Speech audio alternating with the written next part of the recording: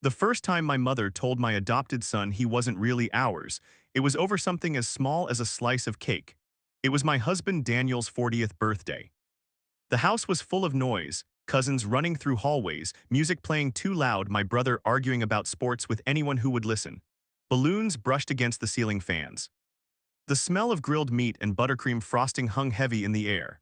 And in the middle of all that noise stood Liam, holding a paper plate with a piece of cake he hadn't touched. He was 9 years old, small for his age, watchful, the kind of child who studied a room before deciding where to stand in it. He had been with us for 8 months. 8 months of learning which cabinet held the cereal. 8 months of asking permission to take a second glass of milk. 8 months of flinching at raised voices even when they weren't angry. 8 months of calling me mom in a voice that sounded like he was still testing the word.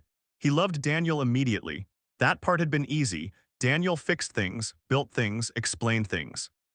Liam liked knowing how things worked. They bonded over broken radios and old watches. But my side of the family, they were polite. Polite in that cold way that feels like someone left a window open.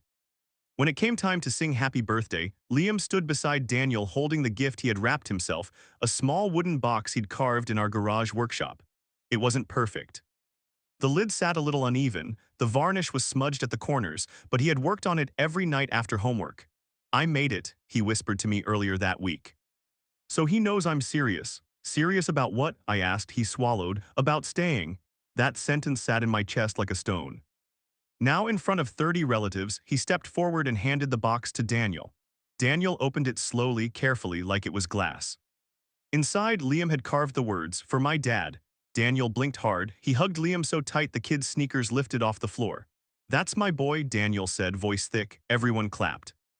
Everyone except my mother. She was standing near the kitchen island, arms folded, lips pressed thin. Later, when cake was being passed around, Liam reached for a second slice. He hesitated first. Always hesitated. He looked at me, I nodded. He picked up the plate. That's when my mother spoke. "Maybe leave some for the real grandkids." The room didn't go quiet, it did something worse. It pretended not to hear. Liam froze mid-step. His face didn't crumple like you'd expect. He didn't cry, he just put the plate back, slowly. "Sorry," he whispered. Daniel didn't hear. He was laughing at something my brother said, but I heard. I walked over to Liam and handed the cake back to him. "Take it," I said gently. He shook his head. "I'm okay." He was. I turned to my mother. "Excuse me," she shrugged like she'd commented on the weather. "I'm just saying he should learn boundaries." "Boundaries," I repeated. She lowered her voice, but not enough. "You can't expect us to feel something that isn't there." I felt heat rise behind my eyes. Before I could answer, Liam tugged on my sleeve. "It's fine," he said quickly. "I'm not that hungry." He was protecting her. That was the moment I understood something ugly. This wasn't ignorance, it was choice. The real breaking point came 3 weeks later. It was Sunday dinner at my parents' house. We almost didn't go. Daniel wanted to skip it. "They don't deserve him," he said, but Liam had been invited personally by my father. My father, who wasn't openly cruel, just distant. "I want him there," Dad had said on the phone. "It's family dinner." Liam had overheard. He lit up like someone flipped a switch. "Family dinner," he repeated softly, so we went. My sister Claire was there with her 2 kids. My brother Marcus arrived late as usual.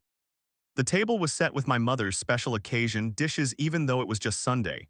Liam had brought something with him, a drawing. He'd worked on it all week. It was a picture of our whole family sitting at a table. Stick figures, sure, but detailed. My father had his glasses. My mother's hair was the right shade of silver. Even the dog was included. Above it, he had written in careful block letters, "The family I belong to." He waited until dessert to give it to my dad. "I made this," he said quietly. Dad took it, looked at it, smiled thinly. "That's nice." Liam's shoulders relaxed a little, then my mother leaned over to see it. Her eyes scanned the page and she laughed, not loud, just sharp. "You spelled Marcus wrong," she said. Liam flushed. "Oh, I can fix it." She tilted her head. "You're very comfortable drawing yourself in, aren't you?" He blinked. "I live here now." The words were so simple, so hopeful, she sighed. "Living somewhere doesn't make you blood." Daniel set his fork down. The clink echoed. "Mom," I warned. She didn't stop. "You're confusing the child." "Let's not pretend adoption changes biology." Liam's hands started shaking. "I didn't mean," he stammered. "You don't get to rewrite reality," she continued. Daniel stood slowly. "Enough," but my father beat him to it. He looked at Liam directly. "You seem like a good kid," he said carefully, "but you should understand something. This is our family history, our name. Our bloodline, you're part of the household, that's different." There it was, clean, cold, measured. Liam stared at the drawing in my father's hand, at the words he had written. The family I belong to, he whispered, oh, just that. Oh, then he reached for the paper. I can erase myself, he said quickly. It's okay. That sentence did something irreversible inside me.